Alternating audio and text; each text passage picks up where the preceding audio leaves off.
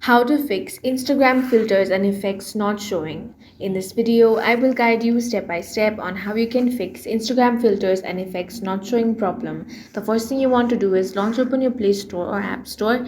Now go ahead and tap on the search bar. Now, here you want to search Instagram. Once you have searched for that, if you find the update option, tap on that and update the app to the latest version. Next thing you want to do is open up your settings. Now tap on apps. A list of all the applications will be shown over here. Find Instagram from here. Now tap on storage, then tap on clear cache. After this, launch open Instagram and check if your problem is fixed. If it is still not fixed, then tap on the profile icon at the bottom right corner of your screen. Then tap on the three lines at the top right corner. Now you want to scroll down. Find the option of Account Tools and Control. Here you want to check if you have switched to a professional account.